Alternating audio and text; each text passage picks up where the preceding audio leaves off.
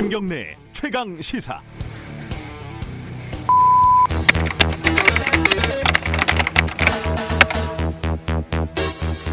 네, 사건의 이면을 들여다보고 깊이 있게 파헤쳐보는 시간입니다. 추적 20분, 오늘도 두 분 자리했습니다.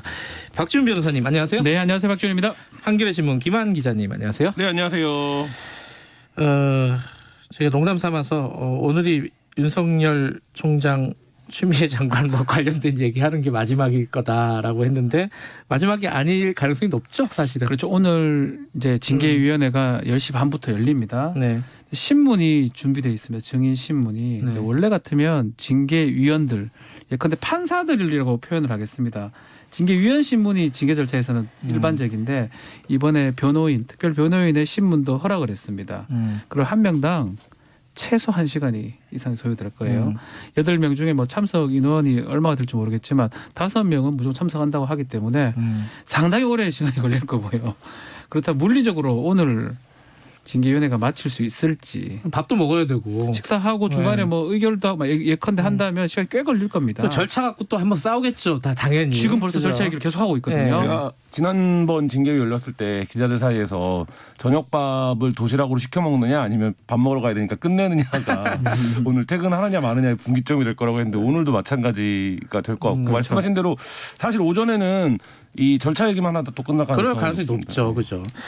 일단 뭐 이제 두 가지입니다. 그 절차에 문제가 있고 내용에 문제가 있는데 절차 문제를 계속 윤석열 총장 측에서 이게 문제다 저게 문제다 이게 한두 가지를 건 게 아니라서 이게 좀 헷갈립니다. 네. 지금 핵심이 뭐예요? 핵심이. 지금 이미 1차 때 네. 절차 문제 걸은 거는 불공정한 결정을 할 우려가 있다면서 기피를 신청을 4명을 했습니다. 사람에 대한 예. 위원에 대한 기피 신청을 근데 내면 그거는 통째로 기각을 해버렸고요. 이번에는 또 다른 좀 문제 제기를 하고 있어요. 지금 위원장 직무 대리를 하고 있는 정한중 교수 관련해서 이 신규로 이제 위촉이 됐는데 신규로 위촉된 사람이라면 다음 정도 징계위원회 할 때, 검사 징계위원회 할 때 그때쯤에 위원장으로 쓰면 되는데 위촉하자마자 이 사람을 위원장으로 쓰는 거는 뭔가 교감을 하고 뭔가 불리하게 하려고 하는 게 아니냐. 그 징계위원회 진행할 때 그게 첫 번째고요. 입장이 정해진 사람이 이렇게 꽂아가지고 하는 거 아니냐 이런 있던 얘기죠. 사람 중에 한 명을 위원장으로 하면 되지 왜 신규로 위촉하면서 위원장 쓰느냐. 첫 번째 문제 제기를 하고 있고 두 번째는 뭐냐면 지난 1차 징계위원회 할 때 이제 원래는 총 7명입니다. 징계위원이. 네. 그중에 법무부 장관은 청구권자이기 때문에 빠진다면 빠지고. 6명이 나와서 해야 되는데 한 명이 이제 누군지는 지금 언론에 보도는 안 되고 있지만 그 징계위원이 본인 스스로 불참을 했거든요. 예. 불참을 했으면 예비위원들이 있습니다. 검사징계법상에 예비위원들을 충족해서 최소 6명이 해야 되는 거 아니냐.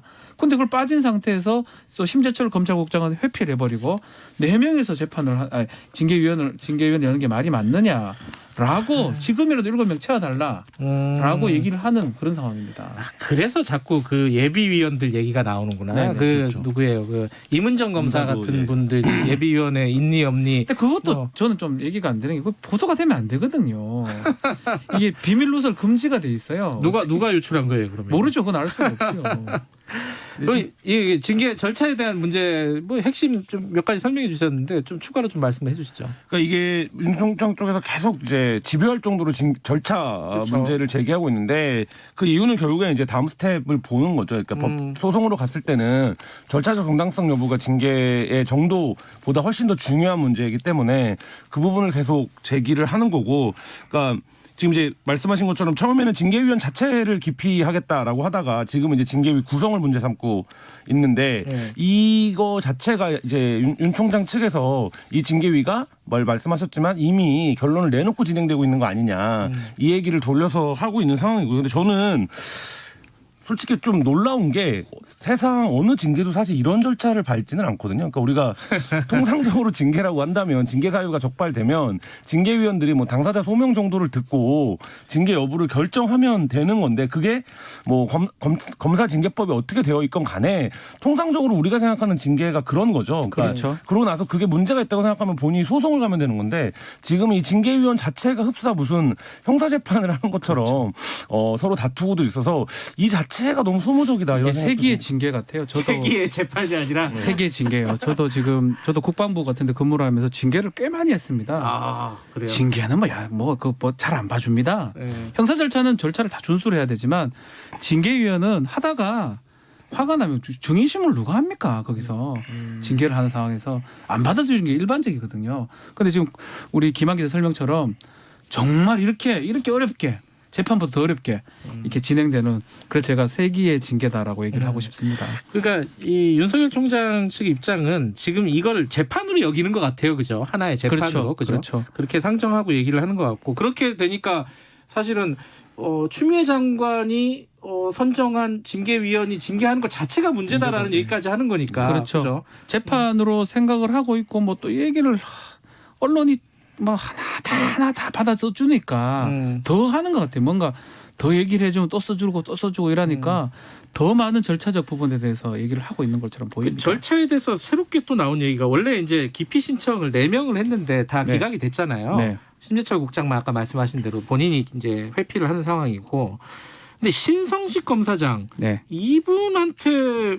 또 그걸 했어요? 이것도 기피 신청을 했어요? 이 KBS와 좀 관계가 있는데 KBS 예전에 그 채널A 관련된 이동재 기자 얘기를 좀 하면서 보도를 하면서 오보 부분이 있었는데 예전에 그 부분 관련해서 이 정보를 제공한 측이 신성식 검사장이다라는 지금 주장을 하면서 지금 이 주장은 어떻게 나온 겁니까? 내용을 보면 이렇습니다. 그러니까 고발을 할 때 성명불상자가 그러니까 한동훈 검사 측에서 이렇게 본 거죠. 검찰 내에 수사에 관여되어 있는 성명불상자가 이 자료를 KBS에 넘겨준 게 아니냐. 그래서 윤석열 그 측에서 그 성명불상자를 불러달라고 했어요. 징계위원회. 그러니까 성명 불상인데 어떻게 불러요? 네. 그러니까 하여튼 성명 불상자를 불러달라고 했는데 감찰 과정에서 이 제보를 이제 신성식 검사장이 한 게 아니냐라 것으로 보이는 이제 증거들이 발견이 된 거죠. 그러다 보니까 이제 직권으로 그 신성식 검사장까지 포함을 해서 증인을 이제 채택을 해서 진행을 하겠다 이렇게 이제 얘기가 되고 있는 겁니다. 근데 사실 이래 되면 징계위원회 못 엽니다. 계속 이렇게 막 이렇게 기피를 해버. 그래서 1차 때 어떻게 법리를 구성을 했냐 하면 대법원 판례 그런 게 있습니다. 징계위원회에서 기피 신청을 할 수는 있습니다. 그렇지만 기피를 이제 너무 많이 해버리고 이러면 그거는 징계를 받지 않으려고 하는 징계권 남용, 기피 신청권 남용으로 봐서 기각을 했거든요. 아마 이번에 이제 오전에도 그런 얘기를 하긴 하겠지만 첫 번째 1차에 판단했던 것처럼 징계위원회의 어떤 자격이라든지 불공정성, 기피 부분은 그냥 그 판결대로 판례대로 넘어가지 않을까 생각이 듭니다. 그래요. 이렇게 하면 더 이상 진행을 못해요. 누구 하든지 간에 다 걸 수가 있습니다. 근데 법적으로는 이게 정족수 미달 아까 얘기했잖아요. 그 얘기가 맞는 거예요, 안 맞는 거예요? 이제 일단은 검사징계법에 따르면 이렇게 돼 있습니다. 7명이 위원인데요. 가반 출석에 가반 찬성입니다. 그러니까 쉽게 말하면 4명 이상이 출석해서 3명이 찬성하는 대로 결론이 나는 거라고 보면 되겠죠. 4명이 많이 출석했다면.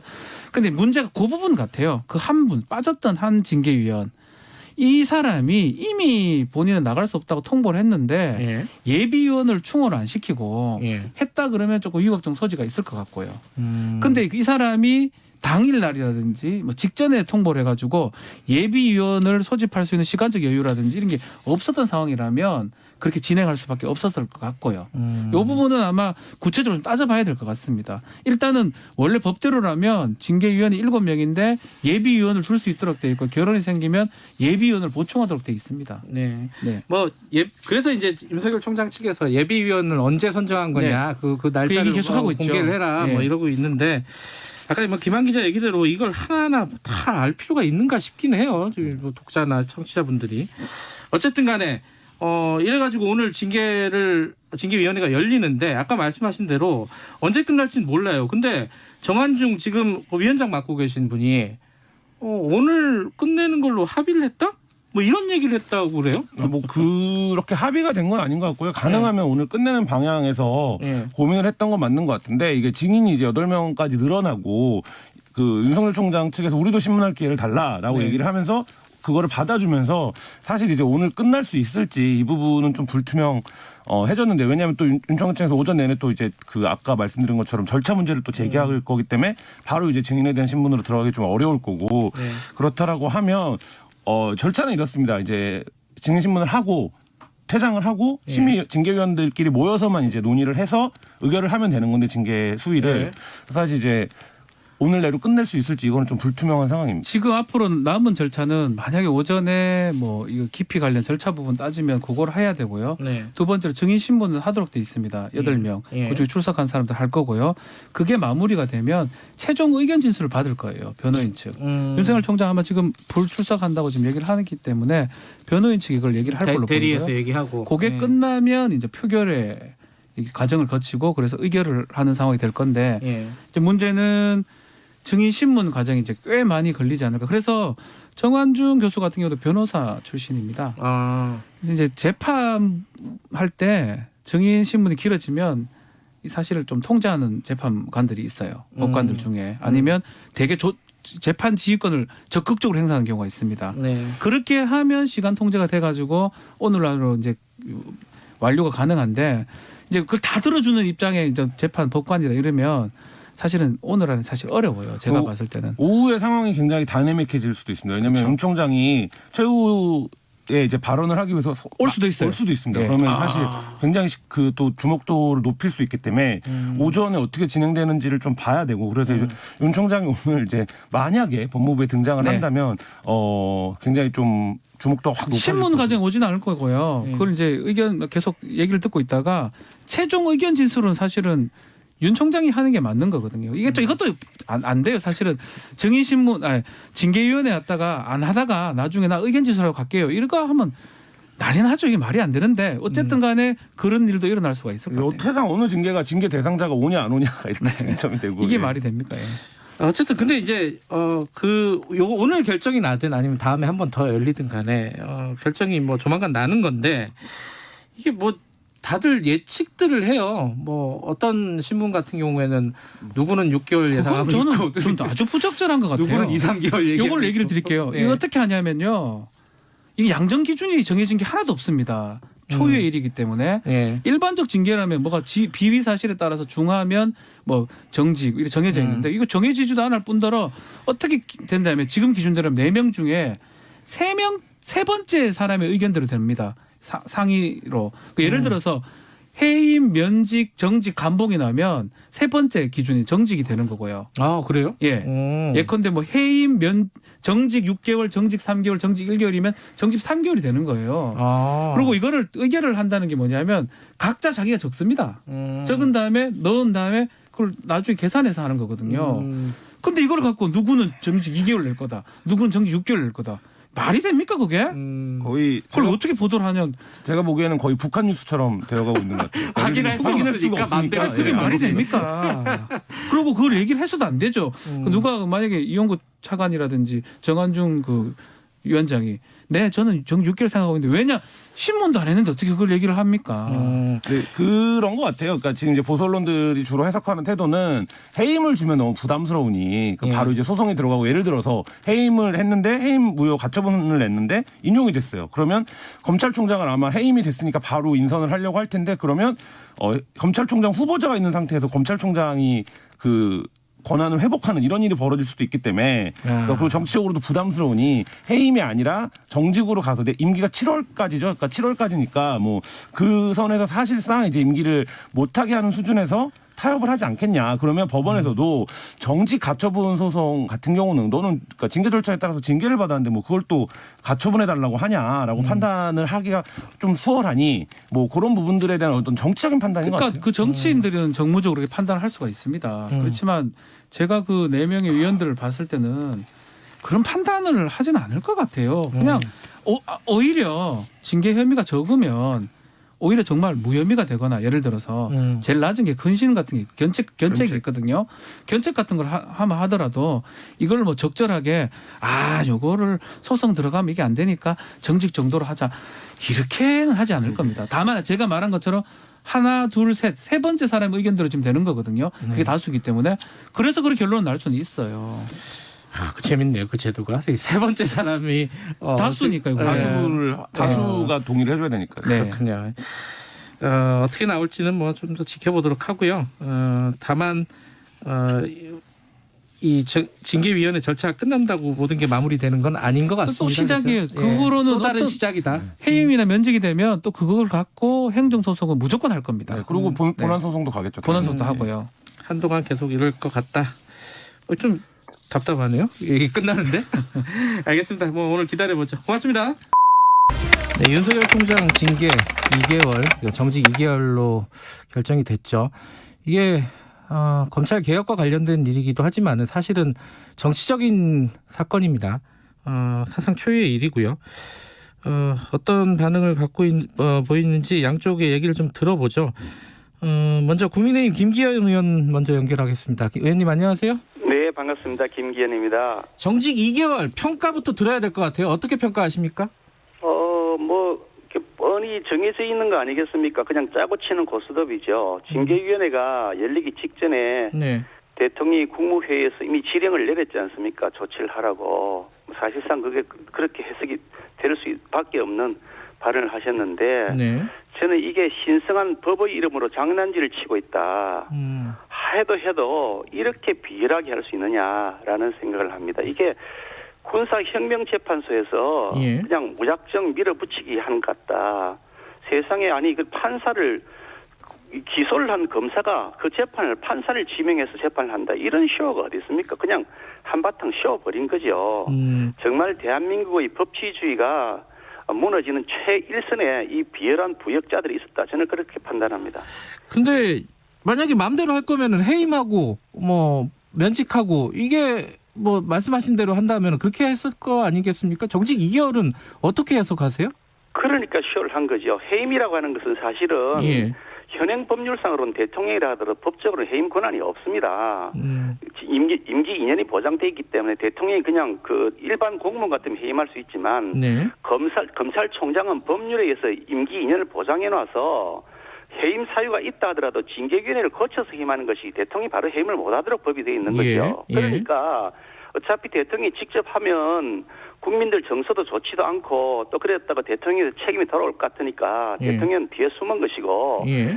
징계위원회가 그렇게 결정했으니까 할 수 없이 제가 했던 나는 아무 권한이 없다. 이렇게 이미 벌써 대통령 청와대는 아무 권한이 없다. 즉 그냥 사후 결재할 뿐이다. 이렇게 얘기하고 있지 않습니까? 그러니까 책임은 피하면서 목적을 달성하기 위해서 한 것이다. 면직이나 해임을 하게 되면 네. 국민적 정서가 나쁠 것 같으니 그동안 면직 해임에 대한 뭐 논의들이 계속 진행되다가 막판에 가만히 생각해 보니까 이거 그 정직 2개월만 해도 충분하다. 왜냐하면 예. 이제 공수처를 이제 곧 발족할 수 있는 절차를 모두 마쳤으니까 예. 한 2개월 정도면 공수처가 발족될 수 있다. 예. 그 사이에 검찰총장을 딱 정지시켜놓고 아무 권한 행사 못하게 하면 대검 차장을 위해서 필요한 사람을 하든지 아니면 압력을 넣어서 조정을 하든지 하면 되니 그 검찰총장 직무대행이 알아서 적당히 권력형 비리에 대한 수사를 막도록 해놓고 그 사이 공수처를 발족시키자마자 바로 다 권력형 비리 수사를 다 뺏어가 버리면 되니까 그래서 청와대가 책임을 면할 수 있는 가장 좋은 방법 중에 하나가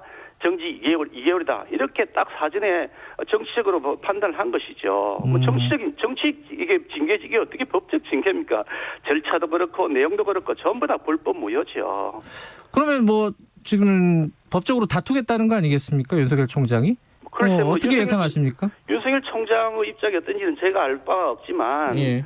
누가 보더라도 이건 말이 안 되는 거거든요. 저도 뭐 판사 출신입니다만 예. 전국에 있는 법관들이 모여서 회의를 했습니다. 이게 그 판사 사찰이냐. 예. 논란을 벌이다가 80%가 이거 정치적인 이슈다. 이거는 안건 논의할 사안이 아니다. 부결시켜버렸습니다. 80%가 아니라고 한 거죠. 그리고 법무부 장관이 스스로 만들어 놓은 감찰위원회에서도 이거 전부 잘못되었다. 직무 배제 그거 잘못되었다고 판단했고 행정법원에서도 그 추미애 장관의 그 직무 배제 조치가 잘못되었다고 재판을 했고 전국 법학 교수들도 전부 다 이거 잘못된 조치라고 징계하고 직무 비제하는 거 잘못된 조치라고 다 발표했고 전국 99%의 검사들이 다 잘못됐다고 얘기하고 있고 이런 마당에 아무리 그래도 그렇지 이렇게 막무가내로 할 수 있습니까? 이게 그러니까 이게 완전히 그 장난질 치고 있는 것이다라는 얘기를 하는 거죠. 근데 어찌됐든 간에 지금 징계위원회에서 정직 2개월이 나온 거는 사상 최초로 사실 검찰총장이 징계를 받은 거 아니겠습니까? 자, 그럼 두 가지가 남는 건데 하나는 윤석열 총장은 어떻게 해야 되는 건가? 뭐 이렇게 징계를 받았으니까 자진 사퇴하는 것이 맞는 건가? 아니면 2개월 뒤에 돌아오는 게 맞는 건가? 그 추미애 장관은 또 어떻게 해야 되는 것인가? 어떻게 보십니까? 두 분의 어떤 거치라든가 이런 부분에 대해서. 글쎄 제가 윤석열 총장을 대리한 입장도 아니고 네. 그 내용을 속내를 알 수는 없습니다만 네. 법률가의 시각으로 볼 때 만약 이걸 수용한다 그러면 예. 그거는 정말 터무니없는 것을 인정하는 꼴이 되기 때문에 네. 결코 용납해서 안 된다. 개인적인 일도 그렇지만 네. 대한민국의 법치주의를 지켜야 되겠다라고 하는 차원에서 보더라도 네. 이것을 용납하는 것은 역사적 책임을 회피하는 것이다. 저는 그렇게 판단하고 있고요. 예. 따라서 당연히 이 법적 조치에 대한 최선을 다해야 될 것이라고 보고 있는데 예. 이제 법원도 잘 아시다시피 김명수 대법원장 휘하에 전부 장악되어 있다고 하는 평가들이 많지만 네. 그러나 저는 그럼에도 불구하고 여전히 양심이 살아있는 판사들이 사이사이에 남아있다고 저는 그렇게 생각합니다. 그러니까 적어도 판사로서의 직업적 양심이 있으면 이런 명백한 사안에마저도 아닌 걸 아니라고 하지는 못할 것이다. 저는 그렇게 기대를 하고 있고요. 예. 그런 면에서 법적 조치를 하는 것이 개인적으로도 그렇지만 그건 공인으로서 대한민국 법치주의와 헌법을 지키기 위한 역사적 책임이다. 저는 그렇게 생각하고 예. 추미애 장관은 벌써 그만뒀어야 되죠. 그만뒀어도 한참 전에 그만뒀어야 되는 것이고 예. 여론조사 결과도 수없이 여러 차례 나왔지 않습니까? 추미애 장관이 잘못했다는 쪽이 압도적으로 많지 않습니까? 근데 이제 그럼 두 분 다 사실은 지금 그만둘 생각이 없는 것 같아요. 분위기를 보면은. 그럼 이 상황이 계속 몇 달을 더 끌어갈 거다. 이렇게 볼 수밖에 없는 건가요? 몇 달을 끌고 가는 문제가 아니고 이건 대통령이 사실은 나서서 두 사람 불러놓고 직접 말씀을 하시든지 예. 그래 설득을 하시든지 하셔야 될 일이지 사람이 이렇게 완전히 터무니없는 죄를 뒤집어 씌워가지고 이렇게 사람을 완전히 창피를 주고 하면 어느 공직자가 그걸 수행할 수 있겠습니까? 네. 대통령이 나서서 사실은 이제 살아있는 권력 수사하라고 했는데 그건 내가 잘못한 거다. 네. 살아있는 권력 수사하지 말라고 설득을 하시든지 예. 아니면 그 부분에 대해서 살아있는 권력에 대한 수사를 받아들이면서 잘못한 것이 있으면 청와대도 책임을 지겠다. 네. 그 대신 잘못한 것이 없는 것에 대해서는 더 이상 논란을 벌이지 말라고 이렇게 말씀을 하시든지 아니면 추미애 장관이 잘못했다 해서 추미애 장관에 대해서는 해임할 권한이 언제든지 있습니다. 대통령에게요. 해임을 예. 하시든지 하셔야지. 뒤에 숨어서 계시면서 늘 그냥 뒤에 책임을 면피하는 방식으로 하시면 지도자다운 당당한 모습이 아니죠. 오늘 새벽이네요. 오늘 새벽에 윤석열 총장에 대한 징계 결과 정직 2개월에 대한 평가 좀 계속해서 좀 들어보죠. 헌정사상 초유의 일인데 2개월이라는 의미가 무엇이냐 이걸 가지고 또 앞으로도 계속 얘기가 나올 것 같습니다. 열린민주당 최강욱 대표님 연결돼 있습니다. 대표님 안녕하세요. 네, 안녕하세요. 네. 똑같이 아까 저희들이 국민의힘 김기현 의원과 인터뷰를 했었는데 네. 똑같은 질문으로 시작을 해보죠. 2개월에 대한 평가 어떻게 해야 될까요? 중징계에 해당하긴 합니다만은 네. 저 개인적으로는 좀 아쉬운 결과라고 생각하고요. 네. 그 전에 무슨 이런저런 예측들이 있었는데 네. 그런 예측 중에 가장 낮은 수위의 징계가 나온 것 같습니다. 네.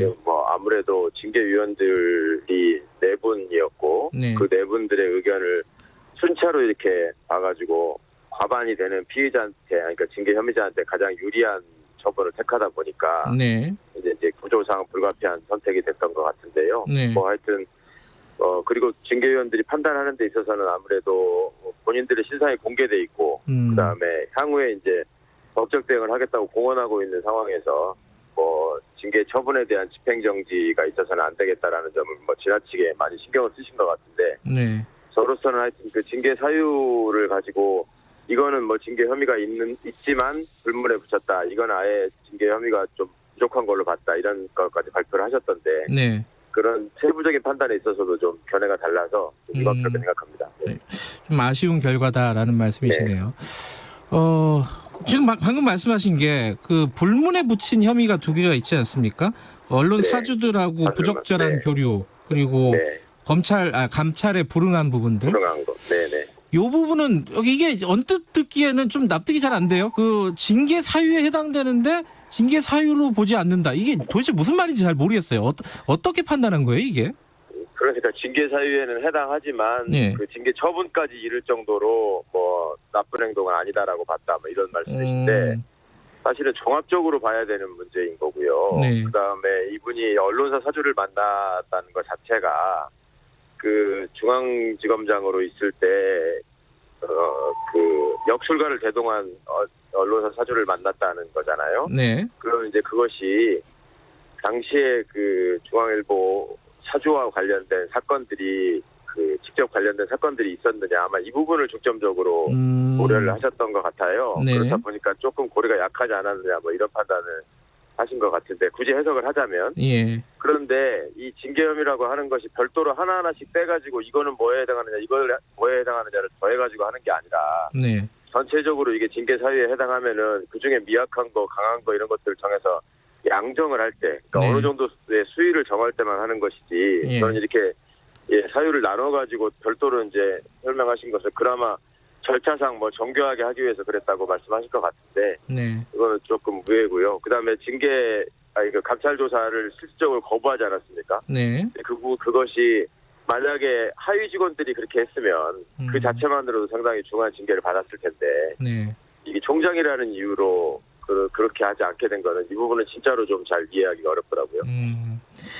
그 추미애 장관이 징계 청구를 하면서요. 직무 배제와 네. 함께 징계 청구를 하면서 윤석열 총장이 6가지 혐의를 제시하고 직무를 수행하는 것이 더 이상 용납될 수 없다고 판단했다는 말을 했습니다. 예. 근데 이 지금 그 6개 중에 그래도 어쨌든 4개가 인정이 된 건데 네. 이게 직무를 수행할 수 없는 정도가 아니다라고 판단을 한 거로 봐야 되는 건지 이 징계위원들의 판단은 어떻게 보십니까 이 부분은? 징계위원들이야 뭐 장관의 얘기에 좌우되지는 않았을 거고요. 장관님의 얘기를 대로 갔다면 또 가이드라인을 제시했다고 했겠죠. 네. 예, 그런 게 아니고 장관은 그 지휘권자인 장관으로서의 견해를 말씀하신 거고 네. 징계위원들께서는 전적으로 뭐 징계 혐의를 놓고 법대로 판단하겠다라고 말씀을 하셨었는데 네. 일단은 그 한편으로는 그 윤석열 씨 변호인 측의 언론 플레이가 먹혔다고 해야 될까요? 뭐 굉장히 뭐 별것도 아닌 일을 가지고 큰 일을 벌이는 것처럼 계속 그 침소봉대해온 일이 있었습니다. 네. 뭐 그런 것들이 심리적으로 좀 위축시키지 않았나 징계위원들을 네. 그런 걱정을 좀 하고요. 예. 그리고 이 제기되어 있는 혐의라고 하는 것이 사실은 상식적인 국민의 눈으로 볼 때 검찰총장의 지위에 있는 사람이 단 하나도 해서는 안 될 굉장히 조심해야 될 일이죠. 네. 그러니까 하위직 공직자들도 그런 일을 하면은 지탄을 명기 어려울 텐데 네. 명시적으로 뭐 정치를 하겠다는 취지의 얘기를 하고 그거를 뭐 이제 징계 날 임박해가지고 자신이 없다 보니까 무슨 집에 가서 개를 돌봐야 되는데 그런 말씀을 드리기가 좀 그래서 국민에게 봉사한다고 말했었다 이런 지금 되지도 않는 변명을 하고 했었는데 네. 그러니까 그런 사안 하나하나가 또 뭐 채널A 사건에 대한 직권을 보호하기 위해서 수사방해, 감찰방해 뭐 이런 것들이 다 인정되지 않았습니까? 네. 그러니까 이런 점들이 총장의 지위에서 절대 그 해서는 안 될 일이라는 점에 대해서는 많은 분들이 공감하실 거라고 생각합니다. 근데 이제 역시 똑같이 김기현 의원과 똑같은 질문을 드려야 될 것 같은데 이제 윤석열 총장은 어떻게 되는 건가 그리고 추미애 장관은 어떻게 되는 건가 일단 윤석열 총장은 정직 2개월에 대해서 법적인 다툼을 할 것 같고요. 그러면 네. 2개월 뒤에 다시 복귀해서 정상적으로 또 총장 업무를 수행하게 될 거 아닙니까? 그냥 절차적으로 보면은 어떻게 근데 징계는 받은 거예요 사상 초유로 어떻게 해야 된다고 보세요 윤석열 총장은? 글쎄 사실은 이렇게 징계를 받고 이제 결국은 이 징계를 최종적으로 승인하시는 분은 대통령이거든요. 네. 그러니까 대통령께서 결국 이 판단에 대해서 뭐 수용하지 않으실 이유는 없을 것 같고 예. 또 법적인 절차에 따라서 그대로 또 집행하겠다라는 게 청와대의 의지였지 않습니까? 예. 그러니까 징계 처분은 그대로 집행이 될 것 같은데 네. 사실은 이런 상황 이렇게 복잡한 상황이 초래되기 전에 예. 총장이 미리 그러니까 징계가 청구되기 전에 거취를 정했어야 되는 게 맞죠. 그러니까 그 전에 총장들이 다들 그런 모습을 보여왔고 네. 그것은 비단 그 개인의 어떤 이익보다는 조직의 장래를 생각해서 그렇게 한 측면이 있단 말입니다. 네. 그러니까 이것은 검찰총장이 징계를 받은 일은 전체적인 우리 그 역사적 측면에서 보면은 결코 아름다운 일은 아니지 않습니까? 본인도 불명예스러운 흔적을 하여튼 길이 남기게 된 건데 네. 이런 부분에 대해서 공직자로서 좀 책임감 있는 자세를 보였어야 되는데 그렇게 하지 못했기 때문에 네. 일단 이런 상황까지 오게 된 거고요. 그다음에 정직이라는 게 몇 달 동안 직무 수행을 못하고 결국은 복귀하게 되겠습니다만은 네. 그 안에 또 무슨 일이 있을지 모르고 네. 그다음에 본인이 또 그냥 조용히 있을지 네. 또 다른 일을 벌일지 모르는 상황이라서 그거는 지금 판단하기에 좀 섣부른 것 같습니다. 스스로 물러날 가능성은 현실적으로는 없겠죠. 어떻게 예상을 하십니까? 이거는 예상을 여쭤보는 건데. 그 스스로 물러나는 게 도리일 텐데 본인은 그럴 생각이 없다고 계속 공언해 왔으니 예. 또 제가 보기에는 계속 이제 정치적인 행보를 해오고 있으니까 예. 또 정치적인 계산을 해서 선택을 하지 않을까 생각합니다. 정치적인 계산이라고 하면은 어떤 걸 말씀하시는 거죠? 출마나 뭐 이런 걸 얘기하시는 거예요? 아니 향후에 이제 본인이 예. 어차피 정치적인 행보를 공언했고 예. 지금까지 보여온 모습도 지극히 정치적인 모습이었다고 저는 보기 때문에 예. 결국은 그 본인의 직책과 직무와 관련해서 네. 그 어찌 보면 누릴 수 있는 최대한의 권한을 누리고 지금 벌어진 일이잖아요. 네. 그리고 앞으로 이제 이 정직 처분 이후의 행보도 결국은 네. 그것을 본인을 지지하는 사람들이 어떻게 받아들이느냐에 따라서 자신을 가장 부각시킬 수 있는 방법으로 선택하지 않을까 하는 말씀을 드린 겁니다. 예. 추미애 장관은요. 네. 그러니까 어쨌든 이 윤석열 총장은 총장 자격이 없다라고 시작을 한 거잖아요. 이 징계 청구가. 근데 네. 징계위원회 어떤 결론은 형식적으로 보면은 정직 2개월을 판단을 했단 말이에요. 이 부분에 네. 대해서 추미애 장관이 책임져야 되는 거 아니냐 이런 의견은 어떻게 보십니까? 장관님의 입장에서 정치적 부담이 생긴 건 맞겠죠. 그렇지만 이 징계위원회 판단 결과를 절대적으로 옳다고 보고 무조건 장관이 책임져라. 그거는 좀 저는 지나칠 생각 아닌가 싶습니다. 그러니까 아까 앞에도 말씀드렸지만 네. 장관의 의견을 그대로 수용하는 징계위원회라면 네. 그것은 일종의 가이드라인을 집행하는 기관이라고 또 아마 성토를 했을 겁니다. 네. 근데 징계위원회가 어떻든 고심을 하고 법적으로 정해진 방식에 따라서 네. 순차적으로 의견을 감하다가 지금 정직 예. 2개월까지 온 것인데 네. 그렇다면은 정직 2개월을 넘어서는 수준의 의견이 2개가 있었다는 거거든요. 예. 그러면 징계위원들의 절반이 결국 그 장관의 뜻과 가까운 쪽이 있지 않았는가. 또 그렇다면은 이걸 장관에게 일방적으로 책임을 물을 수 있는가. 네. 그 부분은 저는 좀 신중해야 한다고 생각합니다. 예. 오늘 아침에 신문들을 보니까 일부에서 뭐 이런 제목들을 많이 뽑았더라고요. 앞으로 2개월 동안 이제 직무가 정지되는 거잖아요. 윤석열 총장이. 네. 뭐 이른바 권력형 비리 수사 뭐 이런 거 있잖아요. 월성 원전 수사 같은 거. 예. 이런 부분들이 약화되거나 표류되는 거 아니냐. 이런 걱정들 어떻게 보십니까 이거는?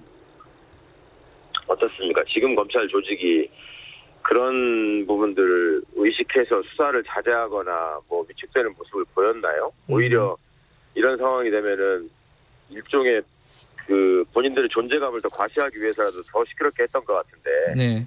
저는 좀 그렇게까지 보는 것은 과거 정부에서 해왔던 일들에 대한 데자뷰를 이분들이 많이 갖고 있어요. 예전에 늘 그래 왔으니까 네.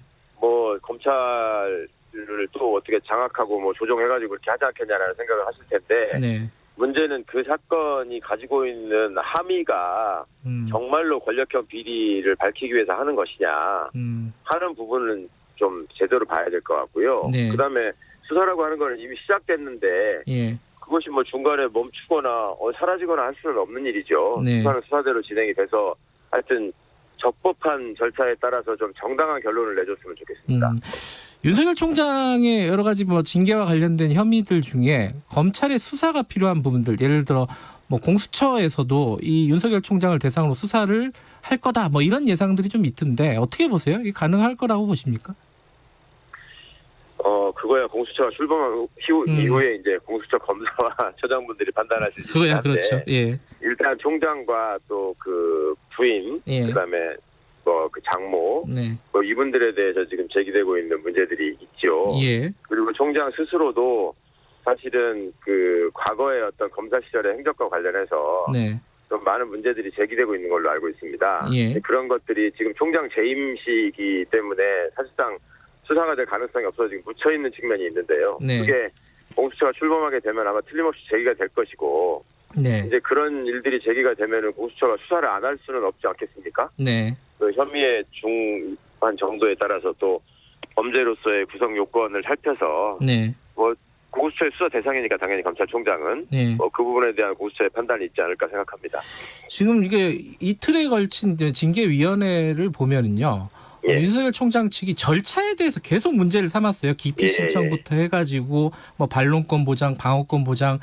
이 절차를 이렇게 계속 문제 삼았던 건 어떤 일종의 전략일 텐데 어떤 전략이라고 그렇죠. 보세요, 이거는?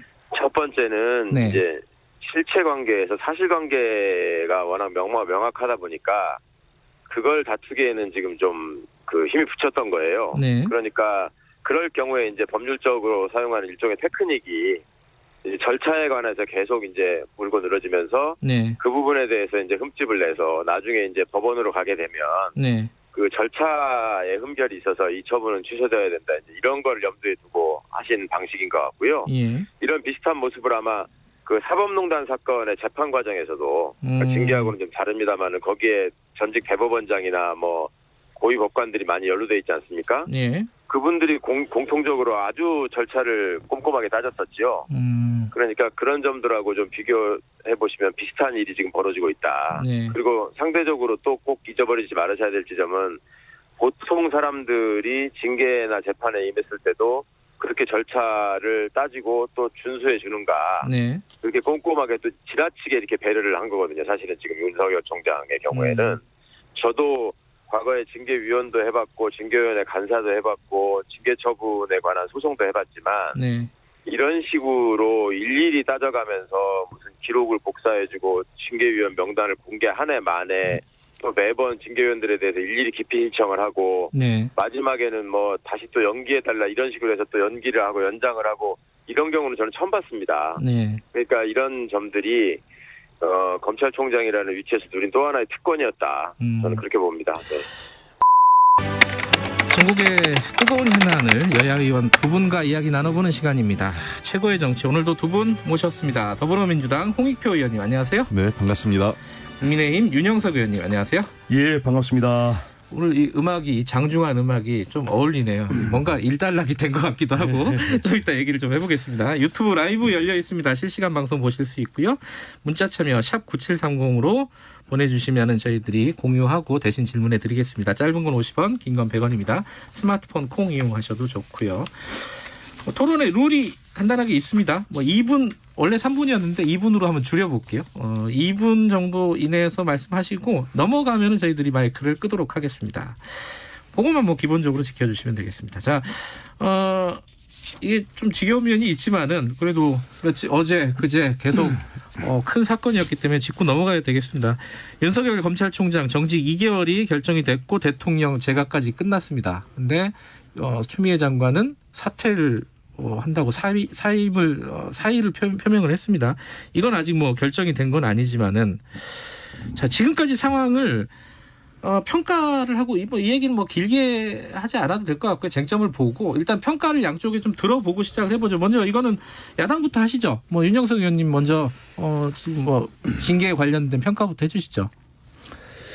네, 결국은 이제 윤석열 총장에 대한 그 정직 2개월 네. 징계 결정이 났는데 앞으로 이제 이 부분은 결국은 윤석열 총장 쪽에서 집행정지 신청 또 네. 징계 취소 행령 소송을 제기할 하겠다죠. 거라고 이제 지금 예. 보이는데요. 이게 이제 결국은 문재인 대통령과 이제 추미애 법무장관이 결국은 윤석열 총장을 찍어내기 위해서 네. 결국은 이제 정권의 치부를 가리기 위해서 이제 윤석열 총장을 찍어내는 거죠. 네. 그렇게 해서 결국은 법치주의를 파괴한 그런 것이라고 이제 정의를 할 수 있는데 네.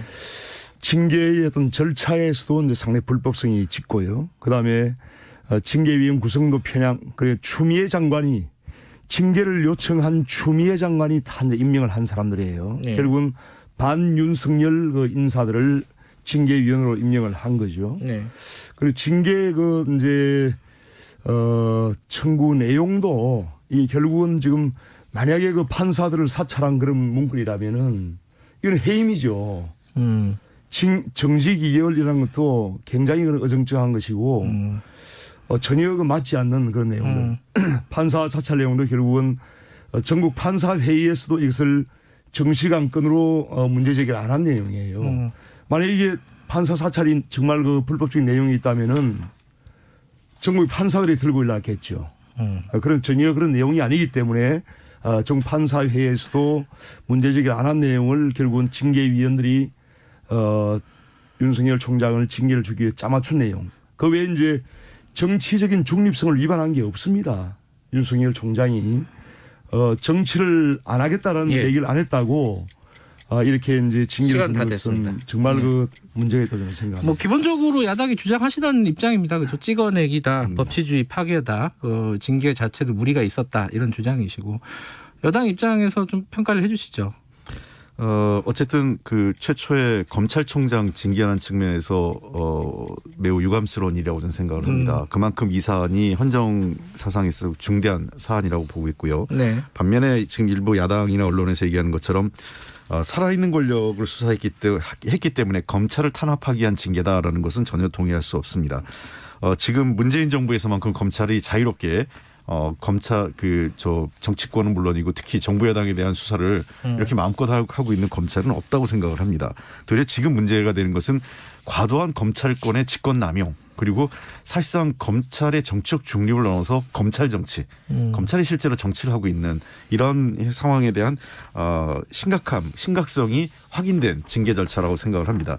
이번 징계가 정직 2개월인데요. 저희들로서는 사안에 비해서는 저는 도리어 가볍다라고 생각을 합니다. 그 부분에서 좀 유감스럽고요.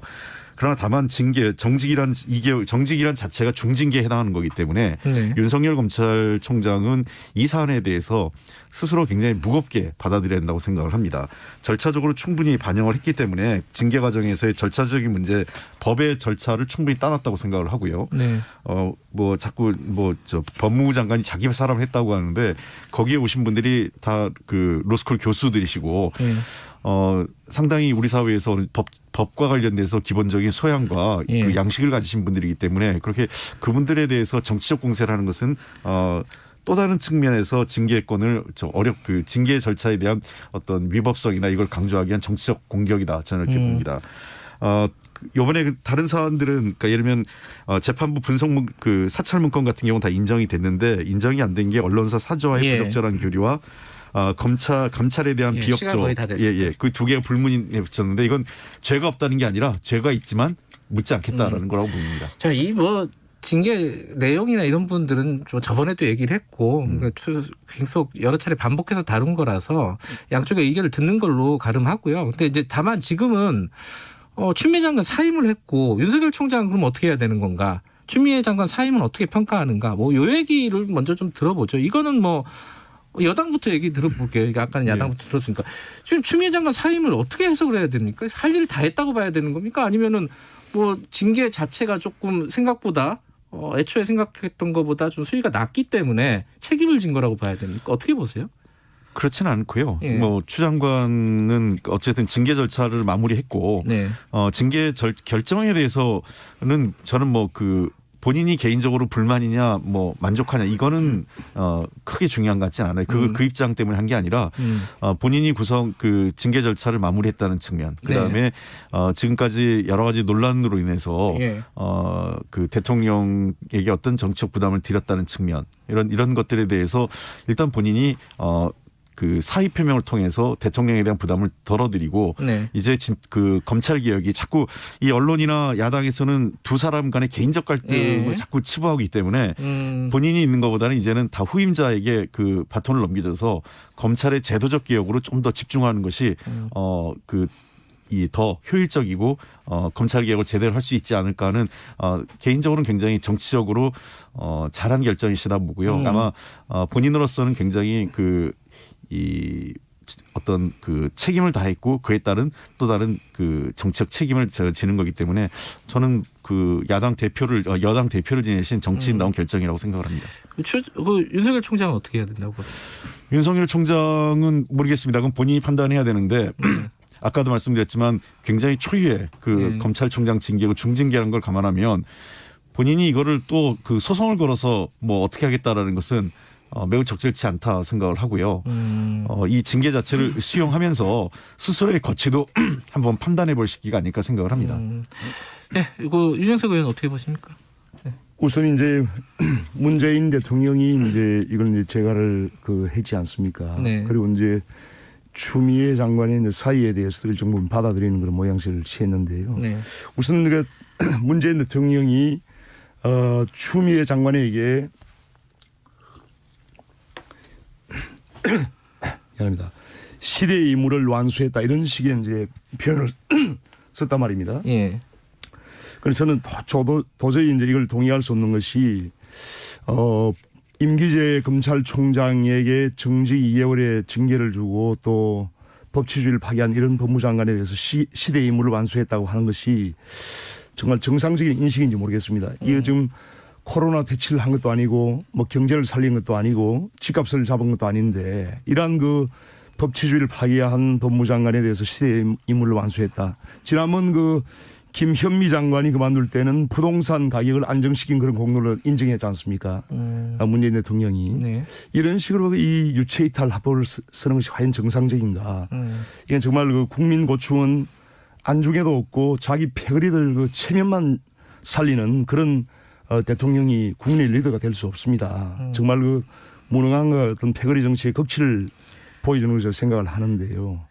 정말 대통령이 이래서는 안 되죠. 그래서 지금 이러한 그 상황은 저는 한국 민주주의의 시계를 30년 이전으로 돌린 것이 아닌가 하는 그런 착각이 들 정도로 정말 군사 독재 시절보다 더한 그런 운동권 독재 시대가 왔구나 하는 그런 것을 느껴요. 그래서 지금 그 추미애 법무장관은 그 최악의 법무장관으로 기록될 겁니다. 기록될 것이고 그러한 역사의 책임에서 자유롭지 못하고요. 또한 군한 남용으로 법에 그런 심판대 쓸 수밖에 없을 거라고 생각하고 예. 윤석열 총장으로서는 이러한 그 부당한 어떤 징계에 대해서 검찰의 중립성과 독립성을 흔드는 그런 조치에 대해서 강력하게 저항을 하는 것이 옳다고 생각합니다. 근데 지금 이제 윤 총장이 정직 2개월 뭐 집행 정지 관련된 법원의 판단을 좀 보긴 봐야겠지만은 만약에 그게 집행 정직 2개월이 계속 간다 그러면은 총장도 자리를 비게 되는 거고 당분간 뭐 법무부 장관도 사의를 표명한 상황이라서 약간 이 법무부 검찰 다 이렇게 수장들이 공석에 준하는 상황이 돼버리는 거 아니냐. 이거 좀 걱정되는 상황 아니에요, 이거는?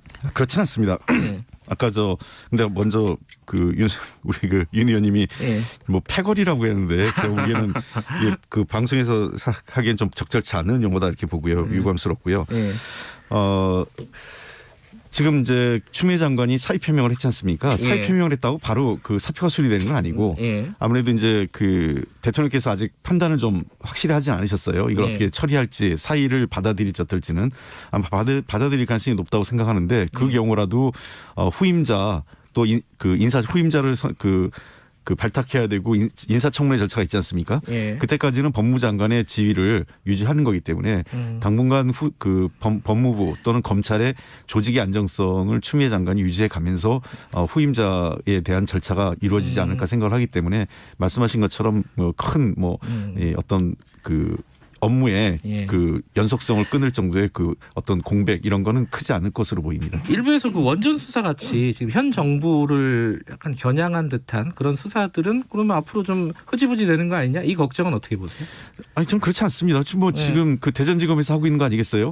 그 대전지검이 그러면 그 수사 라인을 뭐 전부 다 해체하거나 그런 것도 아니고 그 검찰이라는 것이 저는 도리어 지금 검찰이 그 각종 그 수사를 하는 데 있어서 굉장히 선택적으로 어떤 수사는 빨리 하고 어떤 수사는 천천히 하고 있는 게 문제라는 겁니다. 그러니까 자기들 검찰 조직과 관련된 수사라든지 이런 것들은 지지부진하거든요.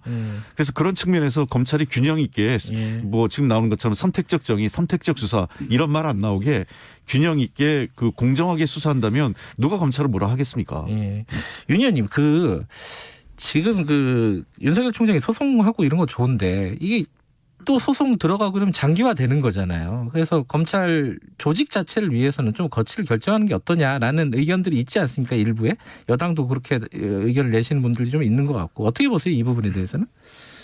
우선 그 검찰 조직 내부에서는 이제 윤석열 총장의 임기가 보장돼야 된다. 이렇게 이제 정치적으로 정치 권력이 임기재 검찰총장을 흔드는 것은 바람직하지 않다는 그런 절대적인 그 지지가 있는 것 같아요. 검찰 내부에서는. 그렇기 때문에 지금 이성윤 그 서울중앙지검장이죠. 네. 그러니까 친추미애 파고 이제 친여 그런 검사인데 이 사람이 그 지금 관장을 하고 있는 그 서울중앙지검의 부부장 검사들도 지금 네. 여기에 대해서 지금 윤석열 총장 징계에 대해서 이의를 제기한 거 아니겠습니까? 그리고 대다수의 지금 검사들이 같은 입장인데요. 그러니까 지금 그 윤석열 총장이 이대로 물러난다면은 네. 부당한 절차에 의한 그런 징계 또 실체적 어떤 사유가 전혀 되지 않는 그러한 징계에 대해서 굴복을 하는 꼴이 되기 때문에 네. 그거는 아마 검사들도 바라지 않을 것이고 또한 법조인들이나 일반 국민들도 아마 다수가 그거는 바라지 않을 거라고 저는 생각합니다. 글쎄요. 예, 뭐 하실 말씀 있으면 예. 저는 도리어 자꾸 그 윤석열 총장 이 정도면 지금까지 뭐 윤석열 총장 좋아하시는 분도 있고 많이 네. 계시기 때문에 그런데 더 그런 식의 모습을 이후에 그런 식의 모습을 보이는 거는 도리어 좀 찌질해 보일 수도 있다고 봐요. 그래서 어떤 때는 조직을 위해서 그렇게 본인이 사랑하는 검찰 조직을 위해서 결단을 할 때는 결단을 해야 된다고 생각을 하고 아까 자꾸 이제 이성윤 중앙지검장이나 심재철 검찰국장 같은 사람들이 뭐 친추미애 파다 이러는데 저는 그런 방식이 맞지 않아요. 그러면 뭐 윤석열 검찰총장이랑 한동훈 검사는 뭐 친국민의힘 쪽입니까? 그렇게 자꾸 이제 검찰을 누구파 뭐 이렇게 가르지 마시고 서울중앙지검장이나 검찰국장은 당연히 검찰총장의 지시도 따라야 되지만 상급자인 법무부 장관의 지시도 따라야 되는 위치입니다. 그거를 지시를 그 다른 사람들이 되고 이게 장관파다 뭐 반 윤석열파다 이렇게 자꾸 규정을 해서 하는 거는 전 적절치 않고 그런 말 자체가 나오는 게 지금 검찰이 매우 비정상적으로 지금 운영되고 있다 이렇게 생각합니다. 알겠습니다. 더 나은 미래를 위해 오늘의 정책을 고민하는 시간입니다. 김기식의 정책 이야기 식스센스 김기식 더미래연구소 정책위원장 나와 계십니다. 안녕하세요. 예, 안녕하세요. 네. 임대료기 조금 이따 할 텐데 그 전에 뭐 이거 하나 더 여쭤보고 싶어가지고 제가. 네. 자, 징계 2개월, 정직 2개월로 결론이 났고. 윤석열 총장에 대해서. 예. 났고 이제 뭐 소송 들어간다 뭐 이러고 네, 있고 네. 추미애 장관은 사의를 표명한 상황이고요. 자, 이 전체적으로 뭐 평가를 한번 듣고 싶네요. 이게 좀 혼란스러운 상황이라서요. 예, 그 검찰 개혁 문제가 1년을 끌어왔었던 거기 때문에 네. 이제 공수처법 처리와 함께 이제 끝낼 때가 됐다 이런 측면도 있고요. 또 지금 이제 코로나 상황이 지금 엄중해지고 있고 3단계 조치까지 지금 검토되고 있는 네. 이 상황에서 그러면 이제 자영업자를 중심으로 해서 이제 먹고 사는 문제가 훨씬 힘들어지는데 이 상황에서 언제까지 이렇게 싸우는 양상을 계속 할 거냐 그래서 해를 넘기기 전에 마무리해야 될 필요가 있는 거고요. 그래서 법 처리를 이번에 강행한 측면도 있고 이제 그걸 해왔던 이제 추 장관도 이제 물러날 때가 된 거죠. 네. 그래요. 근데 거기까지는 됐는데 네. 윤석열 총장은 어쨌든 정직 2개월이란 말이죠. 징계가. 네, 네, 네. 그러면 소송까지 한다는 거고. 예. 이거 앞으로 이 혼란스러운 상황은 끝나지 않을 것 같아요. 그렇습니다. 지금 실제로 아마 윤석열 총장이 소송을 내면 네. 지금 법원의 그동안의 판례나 이런 걸로 보면 인용될 가능성을 배제할 수 없습니다. 그러니까 정직 효력이 정지될 가능성도 배제할 수 없는데 아하. 이제 이 대목에서는 저는 이제 윤석열 총장에게도 공직자에 대한 로서의 도리에 대해서 말씀을 좀 드리고 싶어요. 그러니까 공직자는 아무리 어려워도 국민을 자신의 거취 문제로 피곤하게 하면 안 됩니다.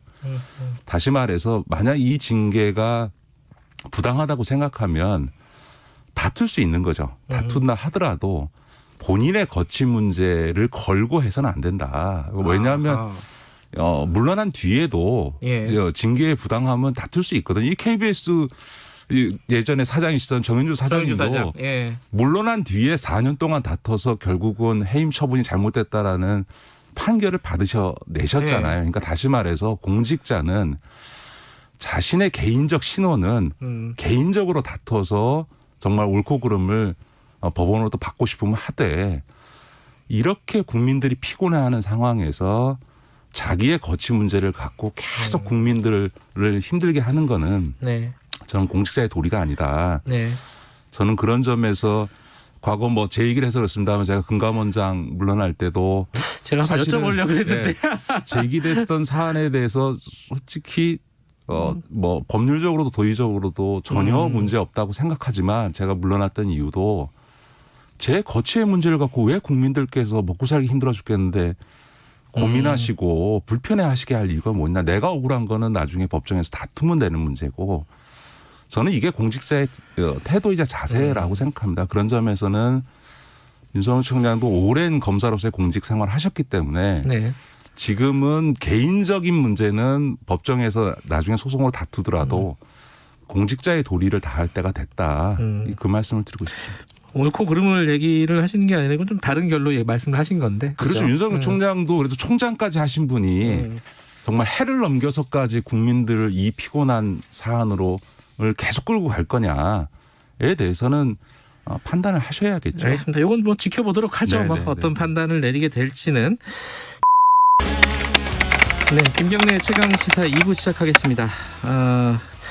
윤석열 총장 징계 결정이 되고 추미애 장관 사의 표명을 하고 물론 뭐 여기서 일단락이 되지는 않은 것 같습니다. 소송이 진행될 것 같은데 어쨌든 이제 국면은 하나 매듭은 하나 지어진 거예요. 앞으로도 뭐 남은 게 있지만은 그중에 이제 앞으로 진행돼야 될 것이 공수처입니다. 그래서 오늘 공수처장 후보 추천위원회가 다시 열리게 됩니다. 근데 여기서도 조금 뭐 문제들이 있어요. 야당 추천위원이 지금 사퇴한 상황이라서 여러 가지 앞으로 전망들 좀 여쭤보겠습니다. 오늘 국회 법사위 더불어민주당 김남국 의원과 함께 이야기 나눠보겠습니다. 의원님 안녕하세요. 네, 안녕하세요. 안산 단원을 김남국입니다. 예. 일단 뭐 공수처 얘기는 자연스럽게 이어질 거니까 윤석열 총장 얘기부터 해보죠. 뭐 징계와 관련된 결정문이 공개가 됐어요, 그죠? 네, 자료 요청을 해서 저희 의원실도 이제 내용을 좀 받아가지고 살펴봤는데요. 네. 이제 두 가지 측면에서 좀 평가를 할 수 있을 것 같습니다. 예. 이제 첫 번째는 징계 사유가 얼마나 구체적이고 상당한 이유가 있는지 하나이고요. 그다음에 이제 두 번째는 그 징계 사유를 근거로 해서 정직 2개월이라고 하는 징계 결정을 했는데 이 양정이 적정한지 문제 이 두 가지로 평가할 수 있을 것으로 보이는데요. 예. 징계 사유와 관련되어서는 굉장히 구체적 내용이 많이 나왔던 것 같습니다. 판사 불법 사찰과 관련되어서는 이 수사 정보를 수집하는 것이 법령상 근거를 두고 있어야 되는데 판사에 대해서 여러 가지 사적인 정보를 모으는 것 자체가 불법이다. 법적 근거가 없다라고 판단을 했고요. 그다음에 목적도 굉장히 위험하다라고 본 것 같습니다. 결국에는 이런 세평 정보를 모은 이유가 이 검찰 특수부가 잘한다라고 하는 언론 플레이. 그러니까 언론의 압력이나 이런 것들을 통해 가지고 재판 외적인 어떤 부당한 영향력을 행사하려고 한 것 아니냐라는 목적의 부당성을 좀 지적을 했던 것으로 보이고요. 그다음에 이제 감찰 방해와 수사 방해가 있었잖아요. 근데 이제 여기에 대해서 구체적 판단을 한 통신 기록까지 나왔습니다. 그러니까 윤석열 총장의 최측근이라고 할 수 있는 한동훈 검사장에 대해서 감찰과 수사가 진행되는데 만약 그 자기 측근에 대해서 그런 것들이 진행되면 연락을 안 하고 오히려 그 사람의 어떤 거리두기를 해야 되는데 두 달 동안에 2,700여 회의 통신을 했고 MBC의 어떤 보도가 나온 다음에는 무려 8일 동안 110회의 연락을 주고받았다. 그러면서 대검 감찰부가 할 수 있었던 하려고 했던 압수수색이라든가 감찰이라든가 이런 것들을 막아버렸다라고 평가를 한 것 같습니다. 잠깐만 하나씩 조금 더 여쭤볼게요. 양형 얘기는 조금 이따 하고요. 그 판사 정보 수집한 거는 이게 그 얘기가 있잖아요. 그 사법농단 사건 수사하는 과정에서 나온 정보를 이용했다. 거기에 확인이 된 거예요? 이제 강하게 아마 추정을 하고 있는 것으로 보이는데요. 정도? 왜냐하면 이제 내용을 보게 되면 해당 구체적 사실을 다른 어디에서도 확인할 수가 없는 정보인데 똑같은 정보가 그대로 가 있기 때문에 이 무리하게 법관 리스트라고 하는 그 블랙리스트의 증거를 거기에 좀 제공해가지고 사용하게 한 것 아닌가 이렇게 지금 보고 있는 것 같습니다. 그 부분은 추후라도 좀 확인해야 될 것 같은데 이거는 뭐 단순히 세평이 아니라 다른 수사의 정보를 이용을 했다고 한다면은 이제 그 부분은 나중에 추후적으로도 명확하게 좀 확인이 돼야 될 부분인 것 같고 두 번째 아까 통신기록 얘기하셨는데 8일 동안에 110회? 그러면은 하루에 서너 차례? 이 정도 통화를 한 거잖아요. 이게 좀 상식적으로는 잘 이해가 안 되는데 이게 서로 부서 물론 이제 총장이고 부하 아니죠. 이때는 발령이 나 있었기 때문에 다른 곳으로 배치되어 있었던 걸 생각하면 이례적으로 더 통화량이 늘어난 거고요. 그다음에 2달 동안 2월부터 4월까지 한 예. 2달 반 동안 2,700여 회의 통신을 했다라고 하는 것. 이게 뭐 문자나 이거 카톡을 다 포함한 거겠죠. 포함을 했다라고 하더라도 한 사람하고 이렇게까지. 아니 근데 소명을 했을 거 아니에요. 이렇게 통화나 통신 기록이 많은 왜 뭔 얘기를 했는 건지. 그러니까 무슨 이야기든 적절하지가 않다라는 거죠. 그러니까 검찰총장인데 예. 수사 대상자와 감찰 대상이 되는 직원과 이렇게 긴밀하게 연락을 주고받는 것은 감찰 정보라든가 수사 정보 이런 것들이 유출될 수도 있고 네. 형식적 외형적으로도 그런 통신을 하고 연락을 주고받는 것 자체가 네. 부적절하다라고 본 겁니다. 그 내용을 이게 뭐 소명을 할 수는 하지는 않은 모양이네요. 내용 소명이 중요한 거, 뭐 내용 어쨌든 소명은 뭐 이게 했던 말씀하신, 것으로 예. 소명은 했던 것으로 보이고요. 사적인 통화였다. 뭐 그거는 이런 잘 건가요? 모르겠습니다. 그러나 그건 이제 아직 나오진 않았고. 예, 지금 여기에 대해서는 그런 부분까지 평가는 하지 않고 있지만 어쨌든 그러한 것 연락 자체가 불법하다. 좀 그렇게 본 것 같습니다. 친하긴 친한 모양이네요. 한동훈 검사하고. 저도 이렇게까지 통화를 한 사람이 있나 한번 생각을 해봤는데 없는 것 같은데. 그런 경우는 있어요. 후배 기자면은 이제 일 때문에 계속 이렇게 이 취재 어떻게 돼가고 있냐 뭐 이런 것 때문에 하루에 뭐 10통화, 20통화 하는 경우는 있지만은 그런 경우가 아니면은 그래서 드물죠. 이제 그래서 더 의심을 받게 되는 건데요. 네. 이 감찰과 관련되어서 대응 전략이나 이런 것들을 논의한 것 아니냐라는 의심을 받고 또 실제로 감찰을 중단, 패싱시켰다라고 하면서 대검에 독립적으로 감찰부가 운영이 돼야 되는데 네. 한동수 부장 같은 경우 이거는 사실상 감찰 중단을 지시한 것과 마찬가지다라고 평가받기 때문에 네. 더더욱 문제가 있는 겁니다. 자, 내용은 그렇고 아까 이제 양형도 말씀을 하셨는데 양형 중에 한 가지 이게 상식적으로 잘 이해가 안 되는 것 중에 예. 하나가 아니, 징계 사유는 해임에 가능하다, 해임까지 가능할 정도로 중하다라고 판단을 했다는 거예요, 징계위원회가. 그런데 검찰총장의 특수직을 인정해서 2달 정직을 했다? 아니, 검찰총장은 뭐가 특수하다는 거예요? 이제 양정이라고 징계의 양정이라고 하는 것은 종합적으로 고려할 수밖에 없는데요. 예. 과거에 상훈이 있다. 그러니까 잘한 일이 있다라고 한다면 그런 것들도 좀 평가가 되는 거고요. 그다음에 이 지금 검찰총장이라고 하는 특수성을 좀 지적을 했는데 임기제가 가지고 있는 의미 그러니까 정치적 중립과 독립을 지켜주기 위해서 임기제를 보장한 것을 법 제도적인 측면에서 존중할 필요가 있다라고 본 것이고요. 네. 또 다른 그냥 일반 검사다라고 하면 징계 사유를 제가 쭉 살펴보니까 품위유지 위반으로도 면직된 경우도 있고요. 음주 조금이 아니지. 음주 심각한 거죠. 음주 운전 한 번 한 걸로도 해임된 경우도 있었습니다. 그래서 일반 검사의 경우에는 해임 이런 정도 사안이다라고 하면 해임도 충분하지만 그러나 검찰총장이라고 하는 직이 가지는 그 막중한 책임감과 무게감 그런 것들을 생각했을 때 남은 자녀 임기를 보장해주는 쪽으로 양정 결정한 것 같습니다.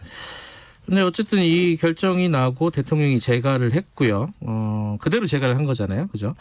근데 이제 추미애 장관이 사의 표명을 했어요. 근데 이거 뭐 이제 사의 표명한 이후에 어제도 뭐 이게 무슨 의미다 해석들이 막 여러 가지가 있었는데 좀 나뉩니다. 이건 뭐 이 진영에 따라서도 나뉘기도 하고 사람에 따라서 나뉘기도 하는데 김남국 의원은 어떻게 보세요? 이게 추미애 장관이 이렇게 하루 만에 사의를 표명한 거는 어떻게 보세요? 이게 좀 비교가 되는 것 같습니다. 지금 추미애 장관 같은 경우는 어쨌든 모든 여러 가지 부분에 대해서 법무부 장관으로서 책임지는 모습 같은 그런 모습이 보이는 거고요. 예. 윤석열 총장 같은 경우에는 징계 여러 가지 혐의에 대해서 징계 결정이 나왔는데도 불구하고 책임지지 않고 끝까지 버티고 싸우는 그런 모습을 보이기 때문에 두 고위공직자의 모습이 굉장히 좀 대비돼서 좀 보이는 것 같다라는 생각이 들고요. 뭐 형이 이 징계 양정이 해임이냐 면직이냐 정직이월이냐 이게 저는 중요하진 않다라고 보입니다. 이 징계 정직 결정이 2월이 나왔다고 하더라도 고위공직자로서 검찰총장으로서 굉장히 겸허하게 검찰을 다시 돌아보는 그러한 어떤 자세로 받아들여야 되는데 무조건 나는 잘못 없다라고 하면서 싸우는 듯한 이런 모습 자체가 고위공직자의 도리는 좀 아니라고 보이고요. 이게 또 무엇보다 최근에 논란된 것만 하더라도 문제가 된 게 많지 않습니까? 수사를 잘했다라고 하는데 지금 검찰 술접대 의혹 그런 일 없다라고 하면서 그런 일 있으면 국회 나와서 사과한다라고 했거든요. 사과 사실로 다 드러났지 않습니까? 사실 아니라고 했는데 근데 이 부분에 대해서 수사도 제대로 되지도 않았었고 그래서 이 추미애 장관이 수사 배제를 하고 수사 지휘를 하자 사실 이 검찰의 치부가 드러난 거거든요. 또 그다음에 검찰 특수부 출신의 윤곽금 정치인이죠. 정치인이자 변호사인데 2억 원을 받고 로비를 했다라는 의혹이 있었는데 이 부분에 대해서 왜 수사를 잘 안 했냐라는 거예요.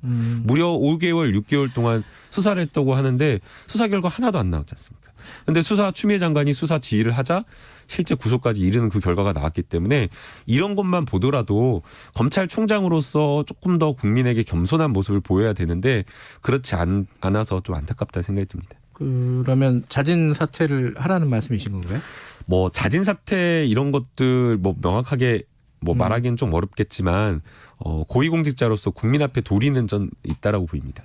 그러니까 도리가 뭐예요? 도리가 뭐 어떻게 해야 된다는 겁니까? 그 도리는 예. 뭐 본인이 잘 알지 않을까 싶습니다. 근데 어쨌든 소송을 어제 신청을 했습니다. 그 집행정지 신청도 하고 징계 취소 소송도 했는데 일단 뭐 징계 취소 소송은 오래 걸릴 거예요. 그죠? 꽤 오래 걸릴 건데 당장 이제 중요한 건 집행정지입니다. 이건 금방 나와야 되잖아요. 어차피 다음 주쯤은 나오겠죠 아마. 이거 어떻게 될 것 같아요? 왜냐면은 지금 주장하고 있는 게 검찰총장 2달 비워놓으면은 지금 뭐 여러 가지 수사가 있잖아요. 당연히 검찰에 이거 좀 차질이 있다. 이거 복구할 수 없는 피해다. 이 주장에 대해서 어떻게 생각하세요? 이제 회복할 수 없는 손해냐 아니냐 이게 이제 가장 쟁점이 될 것으로 보이는데요. 이 부분에 대해서는 이게 과거 지난번의 결정, 해임 결정과는 직무 배제 결정과는 좀 다르다고 봐야 될 것 같습니다.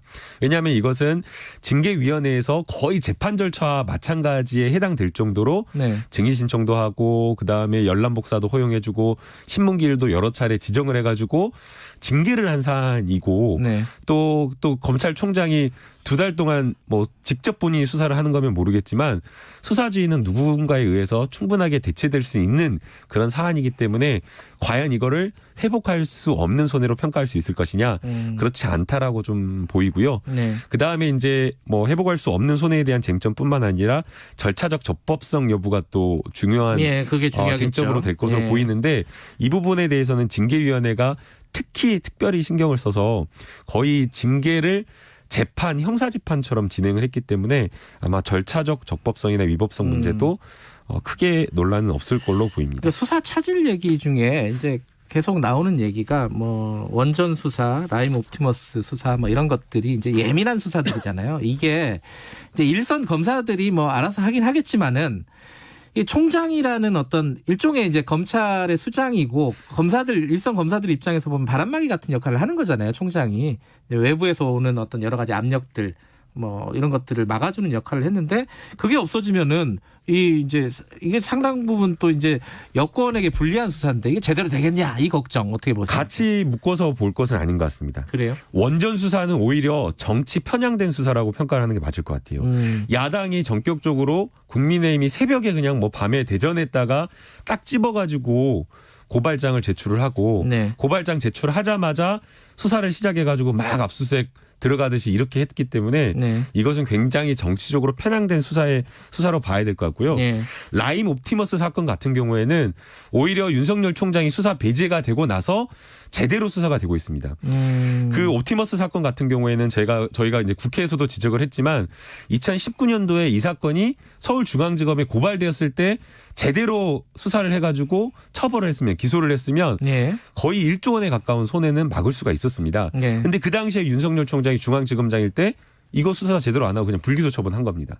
그래서 오히려 지금 윤석열 총장이 라임과 옵티머스 수사에 있어서는 수사 배제되고 다른 사람에 의해서 아주 제대로 철저하게 수사를 할 때 오히려 이 사건의 진상이 드러날 것으로 보이기 때문에 두 사건의 분류는 좀 다르게 봐야 될 것 같습니다. 윤태곤의 눈, 의지와 전략그룹 도모아의 윤태곤 정치분석실장 나와 계십니다. 안녕하세요. 네, 안녕하세요. 이제 정치권 얘기를 좀 해보겠습니다. 일단 어제 대통령 국민경제자문회의 요 얘기가 뉴스가 많이 나왔어요. 네, 그러니까 2021년 경제정책 방향 보고 확대 국민경제자문회의를 주재했어요. 내년도 뭐 전망도 보고 네. 계획도 세우고 네. 그런 건데 매년 이맘때쯤 하는 거예요. 네. 민관 합동회의인데 아마 이제 한참 전부터 일정이 잡혔을 겁니다. 네. 문 대통령이 어제 이제 공정경제 3법에 대해 가지고 기업을 힘들게 하는 게 아니라 기업을 건강하게 하여 글로벌 경쟁력을 키우는 길이라는 긍정적 인식을 가져주기 바란다. 네. 이렇게 말했고 전 세계가 어려운 가운데서 우리 경제는 정말 잘해왔다. 올해 이야기죠. 네. 정부가 예측하고 계획한 대로 3분기부터 성장률의 반등을 이뤘다. 온 국민이 함께 이룬 자랑스러운 성과다. 뭐 이런 말을 했고 또 부동산 공급 확대. 백신 보급 속도감 있게 추진 이런 주문을 했어요. 네. 뭐 국민들이 궁금해하는 부분들에 대한 얘기들이네요, 다. 그렇죠. 예. 그러니까 이 대통령 발언에 대해서 세세하게 평가할 것도 있겠지만은 그건 좀 다른 분들 몫으로 돌리고 네. 저는 이 앞뒤의 정치적 맥락을 좀 보려고 합니다. 자, 정치적 맥락을 보려면은 이 직전에 벌어졌던 그렇죠. 예. 그저께 청와대에서 추미애 장관한테 대면 보고 받았지 않습니까? 네. 이제 검찰총장 징계위 결과에 재가를 했잖아요. 네. 그리고 그 동시에 청와대에서는 추미애 장관이 사의를 표명했다. 네. 뭐 앞에 김남국 의원도 이야기했지만 그 이후에 당청정에서는 이제 결단이다. 훌륭한 결단이다. 막 이렇게 높이 평가를 했죠. 네. 네. 뭐 일단 정리는 된 거죠, 그죠?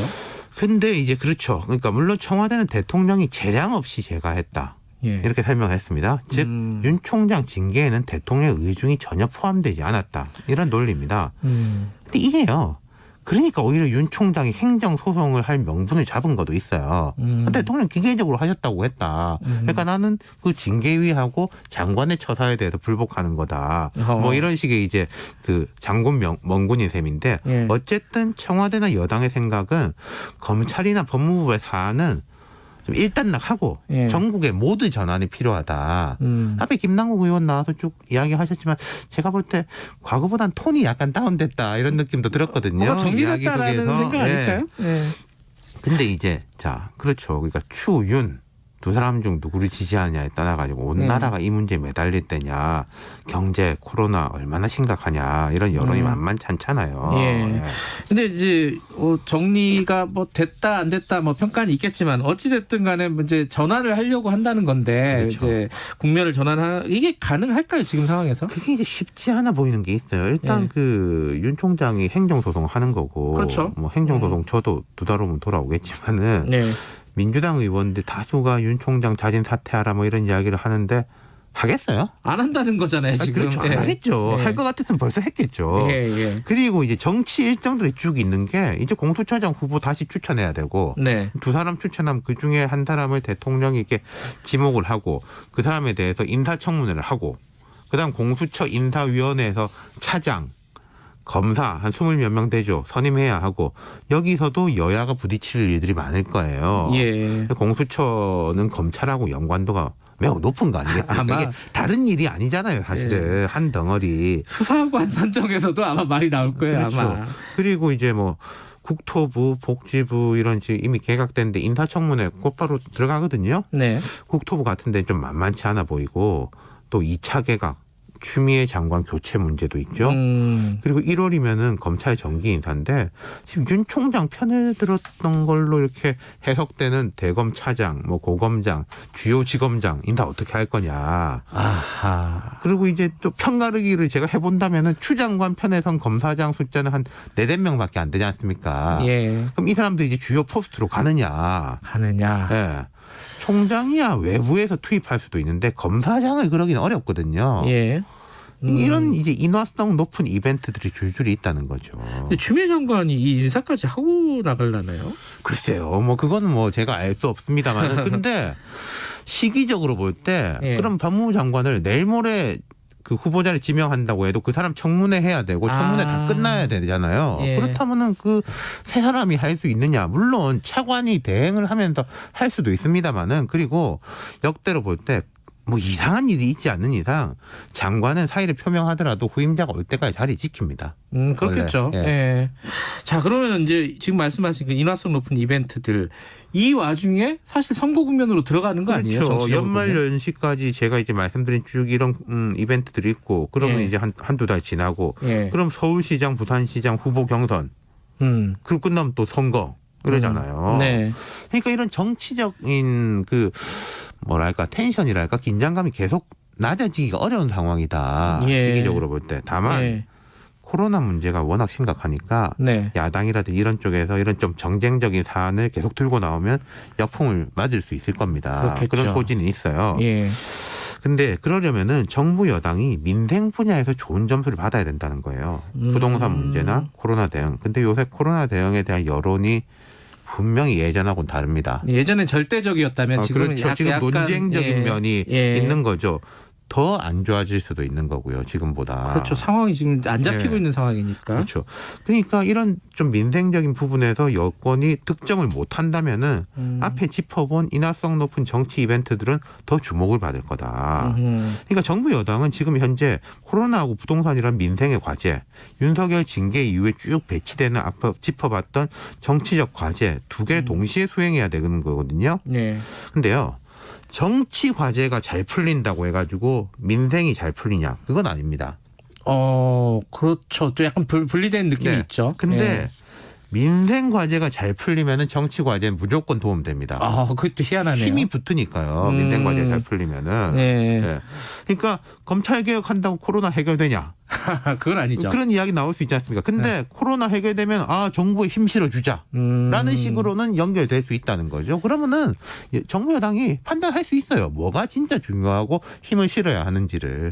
근데 코로나 관련된 여론은 백신이 앞으로 좀 중요할 것 같아요, 그죠? 이 그렇죠. 문제가. 그거에 대해 가지고 뭐 오늘 오전에 또 뭐 정부 발표 브리핑이 있대요. 있다고 예. 하니까 한번 지켜보죠. 알겠습니다. 윤태곤의 눈이었습니다. 고맙습니다. 감사합니다. 네, 한 주간 화제가 됐던 정가 인물을 집중 탐구해보는 시간입니다. 주간 인물 토크쇼 여의도 신호등 오늘도 두 분 나와 계십니다. 김태현 변호사님 안녕하세요. 네, 안녕하세요. 오랜만에 뵙습니다. 예, 오랜만에. 저 스튜디오 나온 거 진짜 오랜만에. 네. 그죠? 저번에 한번 지각하시고. 그랬군요. 제가 다 적어놨어요. 그렇구나. 네. 아유. 그리고 현근택 변호사님 안녕하세요. 네, 안녕하세요. 예. 주말을 부르는 남자 현근택입니다. 예. 왜 금요일이 되면은 5일 동안의 피로가 누적돼서 힘들어야 되는데 힘이 나죠 아침에? 너무 반갑죠. 저기 마라톤 할 때도 그런다잖아요. 우리 학교 다닐 때 오래 달리기. 저 마라톤 안 해봐. 오래 달리기 하면 마지막 반 바퀴 한 바퀴 나오면 그렇죠. 끝났다 이거. 라스트 스퍼트. 예. 자, 힘을 내서 한번 해보죠. 근데 이제 윤석열 총장을 갖고 오셨어요, 김태현 변호사님. 추미애 장관을 갖고 오실 줄 알았는데. 추미애 장관이요? 네. 먼저 떠난 사람을 뭐. 아직 안 떠났어요. 네. 떠난다고 했지. 네. 근데 어차피 저희가 제목을 윤석열 총장을 해도 뭐 추장관 얘기 안 하겠습니까? 근데 이게 무슨 뜻이에요? 왜 파란불 빨간불이 없어요? 근데 그게 사실은 어쨌든 윤석열 총장이 형식성으로는 정직 2개월 당했잖아요. 그렇죠. 근데 뭐 정직 2개월 당한 사람이 좋아요 뭐 파란불 할 수도 없는 거고. 네. 그렇다고 저는 윤석열 총장이 크게 잘못한 것이 없다고 보기 때문에 네. 빨간불 할 수도 없는 거고. 그리고 어쨌든 이제 법적 투쟁을 해야 됩니다.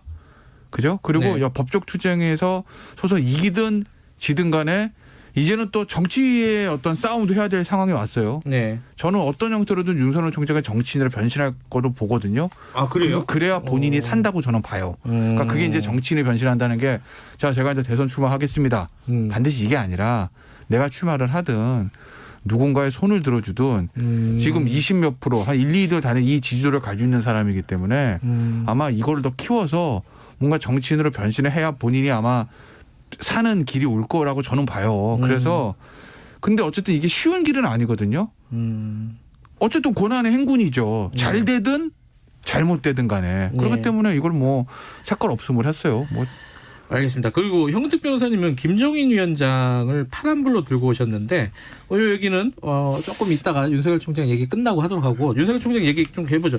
지금 말씀하셨어요. 윤석열 총장이 뭐 소송을 하고 있고 정직은 당했는데 어떻게 될지 모르기 때문에 지금 뭐 빨간불인지 파란불인지 뭐 얘기할 수가 없다. 어쨌든 몸이 편안한 건 아니고 힘들어지니까 잘 되든 잘못되든 그 과정들이 얼마나 지난합니까? 제가 얘기했던 소송 과정도 그렇고 그리고 임기 끝나고 어쨌든 소송 이기든 지든 정직 2개월 갔다 오면 임기를 마치는 거잖아요. 임기 끝나고 그 이후에 정치인으로 변신하는 이 과정들이 뭐 아주 쉽거나 그냥 자기 원하는 대로 탄탄대로 펼쳐지는 건 아니거든요. 굉장히 알겠습니다. 지난한 길이니까 고난의 행군이라고 생각합니다. 저는 뭐 예, 정치인으로 변신은 쉽지 않다고 봐요. 왜냐하면 그래요? 사실 그럼요. 왜냐하면 뭐 다 아시겠지만 이제 관료 출신들이 정치를 했을 때 검찰총장이 있을 때는 권한이 있고 수사 결국은 검찰이라는 건 수사를 함으로써 권한 행사를 하는 거거든요.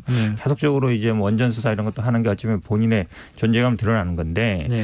정치인으로 나왔을 때는 그런 게 없단 말이에요. 그럼 자기 스스로 뭔가를 만들어내야 되는데 평생 이제 검찰에 있던 사람이 뭘 할 수 있을까? 우리 변호사 할 수 있죠. 아니, 변호사는 할 수 있죠. 변호사는 할 수 있겠지만 근데 저는 좀 이렇게 봐요. 그러니까 윤석열 총장이 본인은 살았지만 검찰은 죽었다. 왜 그러냐면 사실은 검찰개혁 시즌2가 이제 좀 앞당겨지는 의미가 있어요. 지금 이제 내년부터는 원래 검찰이 수사권 6개가 있는데 예. 그리고 2022년부터야 이제 검찰 피신조서 증거 능력이 없어지기 때문에 네. 2022년이 23년 후로 될 거로 생각했거든요.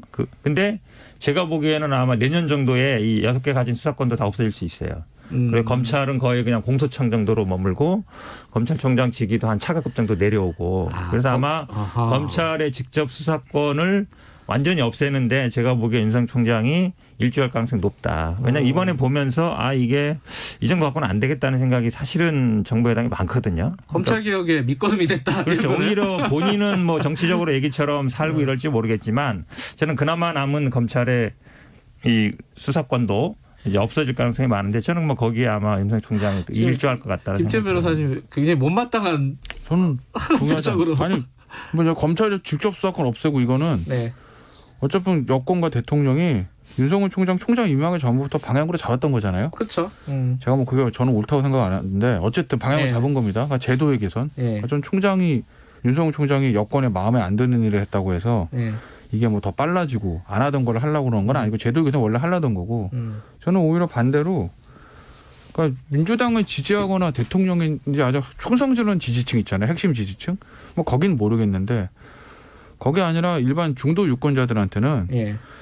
현 정권이 하려는 검찰 개혁이 제도의 개혁이 아니라 예. 사람을 바꾸는 거구나. 사람을 찍어내는 게 저 민주당이 말하고 정부가 말하는 검찰 개혁 요체고라는 걸 저는 인식시켜줬다고 봐요. 제가 항상 얘기 드리는. 알겠습니다. 근데 그게 사실 어찌 보면 이제 언론의 프레임인데 이 공수처 얘기나 검찰 개혁 나온 게 20-30년 된 얘기예요 벌써. 그러니까 DJ 정부 때 쭉 있었던 얘기거든요. 이게 갑자기 뭐 윤석열 총장 진퇴라든지 최근의 상황이 나와서 갑자기 추진한 게 아니거든요. 알겠습니다. 다 알고 있죠. 이 얘기는 뭐 네. 얘기가 약간 산으로 가는 것 같아가지고 다시 땡겨와서 사람 얘기로 가면은 이 윤석열 총장하고 추미애 장관 한마디씩만 좀 여쭤볼게요. 윤석열 총장이 지금 소송 낸 걸 가지고 여권에서는 대통령하고 싸우는 거냐, 지금 그게 공직자의 도리냐, 뭐 이런 얘기들 나오고 있잖아요. 요거 어떻게 보십니까? 이런 어떤 생각에 대해서 이 김태현 변호사님. 근데 저는 그렇게 생각해요. 그러니까 뭐 공무원이니까 대통령이 하라면 다 해야 되는데 이건데 예를 들어서 대통령이 이렇게 윤석열 총장 입장에서 보면 네. 징계 사유가 없다는 거잖아요.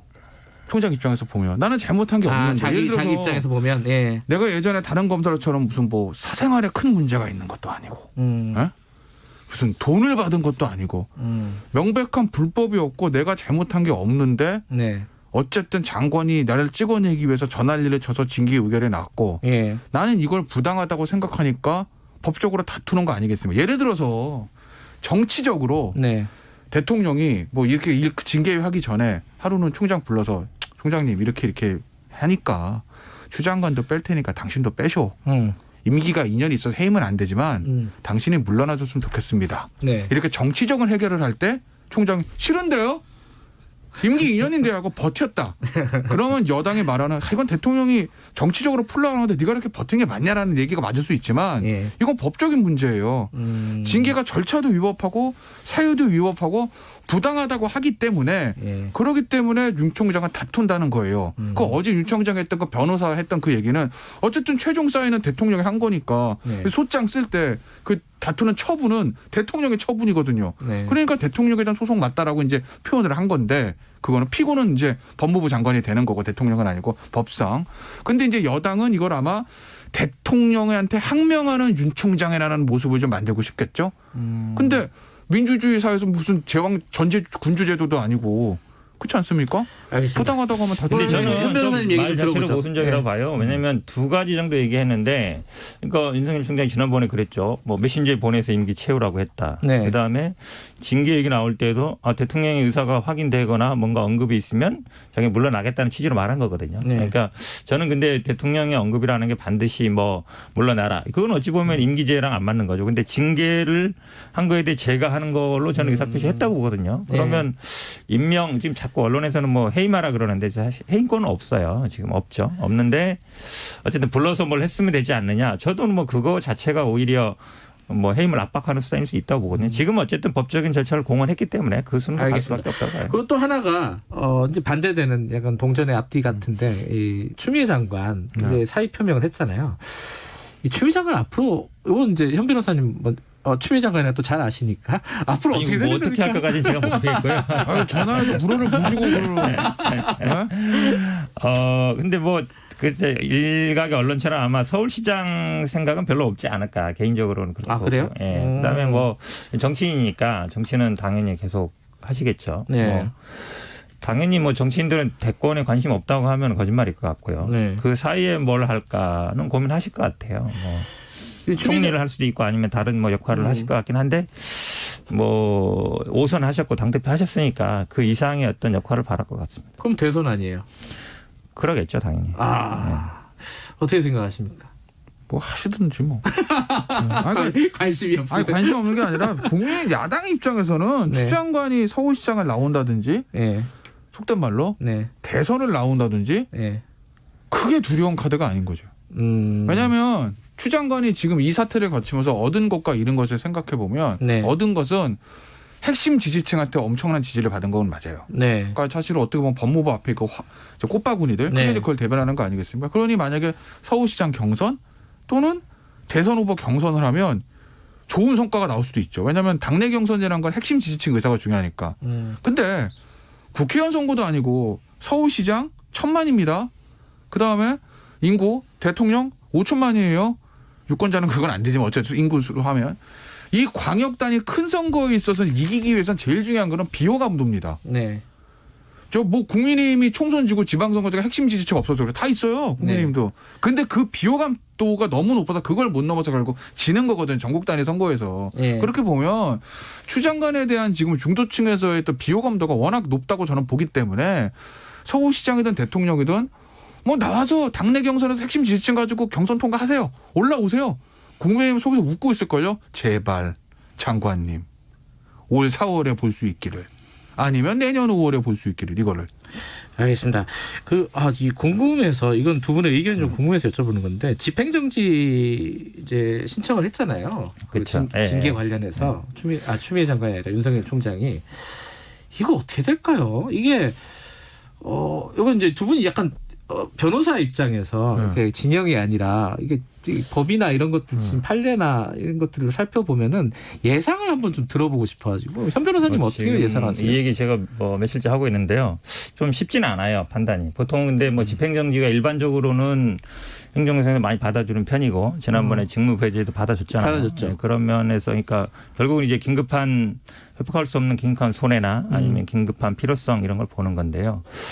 근데 이제 한 두 가지 점이 지난번이랑 좀 다르죠. 왜냐하면 일단은 징계 절차와 대통령의 재가를 받았다는 점이 다르고요. 그 지난번에 직무 배제는 사실은 징계 결정 때까지예요. 그러니까 기간 자체가 없는 거예요. 사실은 직무 배제 기간이 없는 거라서 그게 한 달 될 수도 있고 2달 될 수도 있고 더 짧아질 수도 있고. 근데 이번에는 이제 기간이 딱 있거든요. 그리고 지난번에는 아마 받아줬던 게 임기제 2년 보장이 있는데 그거를 좀 잠탈하는 거 아니냐. 형용화 시킨다는 거였는데 정직 2개월 정도가 전체 24개월 2년 징계에서 그렇게 큰 부분인가? 그게 좀 적다는 거죠. 그렇게 본다 그러면 좀 지난번과 좀 다른 판단이 나올 가능성이 높다. 무슨 뜻인지 알겠어요. 판단을 하기 어렵죠. 이게 사실 선례가 있는 건 아니라서 솔직히 말씀드리면 어려운데 저는 인용 가능성이 있다고 봐요. 뭐 높다고는 제가 말씀 못 드리겠는데 있다고 본다. 그래도 51조 하나라고 하면 저는 있는 쪽으로. 왜냐하면 말씀하신 뭐 대통령의 행위 이제 이게 참 묘한 건데 장관이 의결을 대해서 제청하고 대통령이 사인하는 이 행위에 대해서 어떤 대통령의 의사가 들어가 있느냐 대통령의 재량이냐 청와대는 아니라는 거예요. 이거는 해석의 여지가 있는데 청와대는 아니라고 선을 걷습니다. 근데 청와대가 선을 건 이유는 대통령한테 정치적인 부담이 오는 걸 막고 싶었겠죠. 네. 그 대통령이 임기 제재를 몰각해서 한 게 아니라 네. 절차대로 한 거 사인만 했을 뿐 이 얘기거든요. 근데 그 얘기는 거꾸로 법원에 가면 총장에게 유리해지는 거예요. 이게 대통령 인사권이다. 대통령 통치행위다. 대통령 공직자 임명권이다. 이렇게 가버리면 그걸 법원에서 판단하기도 사실 좀 애매할 수도 있거든요. 대통령의 통치적인 행위를 하는 건데. 근데 아니라면서요. 대통령이 사인만 했을 뿐이라면서요. 법은 부담 없죠. 이거 하나 있는 거고. 이 회복할 수 없는 손해에서 정직 2개월. 그러니까 해임이나 정직 6개월보다는 정직 2개월이 확률적으로는 회복할 수 없는 손해로 인정될 확률이 낮은 건 맞지 아무래도. 그렇겠죠. 당사자 오는 피해가 적으니까. 네. 근데 전 이런 생각을 해봅니다. 이게 수능 커트라인도 아니고 그러면 정직 몇 개월부터 회복할 수 있고 없고가 갈라지는 거예요? 정직 2개월이냐 3개월이냐 4개월이냐는 본질적으로 중요하지 않다라는 거지. 임기제가 보장돼 있는 정치적 중립성이 요구되는 총장의 임기하에서 그건 하루든 이틀이든 이 숫자가 그리 절대적으로 중요한 건 아니다. 어쨌든 부당한 사유로 징계를 됐느냐 안 됐느냐 이걸 보전을 해줘야 되냐 안 되느냐는 그 큰 틀이 중요한 거지 2개월이고 3개월이든 숫자는 그렇게 큰 의미는 없다고 보는 거죠. 판사도 고민이 많겠네요. 고민 많죠. 네. 이런 거 배당되면은 판사도 왜 저에게 아니 사람이니까 판사도. 알겠습니다.